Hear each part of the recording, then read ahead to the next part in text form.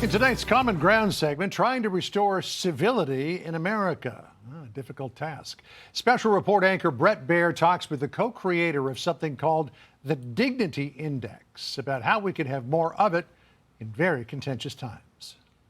I'm looking for people on both sides of the aisle who just want to get something done that helps people. Every week we get together about a dozen to 24 of us to pray in the House dining room from both parties. This is some common sense legislation that we can come together on to protect our middle class. I wish more of Congress operated that way, where you can have sharp disagreements on policy, but you treat each other with respect and kindness.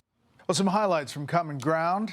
And in tonight's Common Ground segment, a look at what Americans think about the political polarization in this country and maybe what can be done about it. Joining us again is Tim Shriver, CEO and founder of Unite, which is described as a mission to fulfill the promise of America through stories, solutions, and studies that bring us closer together. He's also the chairman of Special Olympics International. Tim, great to see you. Thanks for having me. Welcome back. Thank you. You know, we've been doing this Common Ground now for almost 3 years, and we've had interesting bedfellows come on, and you are really going after this with this dignity barometer.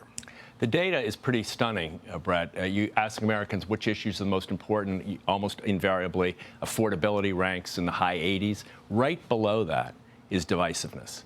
83% of Americans say it's an urgent problem in our country and that they want to see people that are doing something about it. Dignity barometer, you write, there is an urgent new issue in our country that's almost as important to them as the cost of living, how we treat each other. Americans are saying the problem of division is in how we treat each other, and the solution to division is also in how we treat each other. We're both the cause and the solution of the problem, and that puts the power in all our hands. You have data that backs this up, and you've been really digging in. So what was really fascinating, we had a question in this barometer, Brett, about do you think other people should be treated with dignity? And I worried that Americans were going to, because we hear so much about the cynicism of Americans, they were going to say no, not those people, not that party. 94% of Americans said yes, people should be treated with dignity. Only 30+% said that we're doing that. So Americans notice the gap. We want to be a country that solves problems, that prevents violence, that gets things done. That requires dignity. But we're only 30+% of us think we're actually meeting the mark. It's a 60% gap that names contempt as the obstacle to problem solving in the future.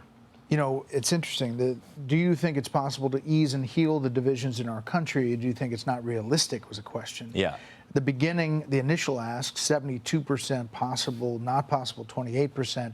Now it's 76-24. People move up. Even just talking, even on a poll, you ask people 4 or 5 questions about dignity, and before you know it, they're like, oh, yeah, that's me.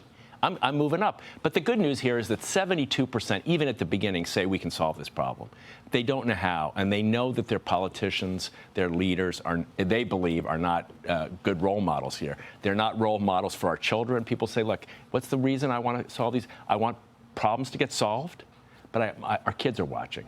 All right, so for the people who say we're looking through rose-colored glasses, right, and this is all pie-in-the-sky stuff, and politicians are going to fight each other, and every time we get close to an election, it goes to the sides, what do you say to them?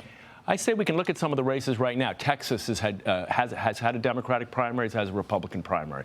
In those races, you can see candidates who have higher proclivities towards treating their opponent with dignity and those that have lower. See who wins. See what works. And we have a right to ask our political leaders, are you using contempt just to get my vote? Or are you using the capacity you have to reach me to actually solve problems? If you're using contempt, you are very unlikely to be able to solve my problems when you get in office. And look, I think, Brett, you've covered this story, and you've seen the audiences, and you've seen the hunger, both from leadership and from your audience. I think it's time we elevate this to be an issue in the country. I want to go back to the last time you came on, and we were talking about RFK Jr. and your family relationship and dynamic. Here's a little piece.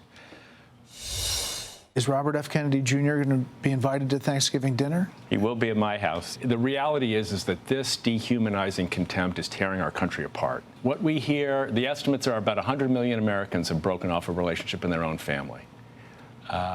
And I think the despair people feel, the loneliness and distrust young people feel.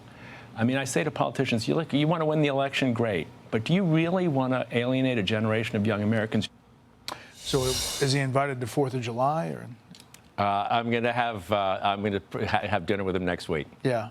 So to that point, even in families you see, and your own, you've seen it. It's in my family, it's devastating. For my generation, my cousins, my brother, my sisters, for my children's generation who see their parents unable to navigate differences of opinion, who see the contempt flying from the mouths of people in political parties. It's crushing people's spirit. So, look, we can do something about this. This is a kitchen table conversation every American can have.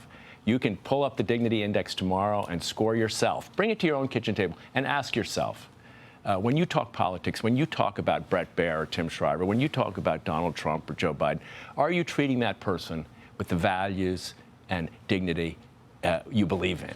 And if you're not, you can move up. And now AI is plugging in. We're gonna use AI. ChatGPT is learning the Dignity Index. Not quite there yet, but we're hoping in the midterms, Brett, that we'll be able to score a whole slew of midterm races. Not so Americans will get a judgment from us, but so Americans can score it themselves and ask their political leaders serious questions. Are you going to fulfill your mission? Are you representing American values? We're in the season of the America's 250th, celebrating American values. The way in which we lead is as important as the outcomes we seek. Do you see the possibility of a rise of the center? Do you see, as you travel the country, that it's not far right, far left, that there is really a center right, center left feeling? I don't want to be sycophantish here, but you're the representative of the broad American center. The numbers are irrefutable. On almost even the most polarizing issues, 60, 70% of Americans agree. The people on the fringes in both parties do not.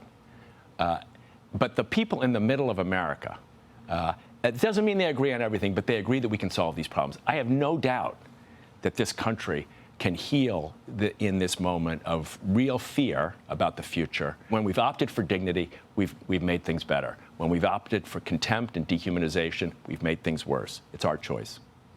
Thanks for coming on. Thanks for having me. Thanks, Tim. Be sure to like and subscribe for all the Fox News latest on YouTube and catch full shows streaming now on Fox One.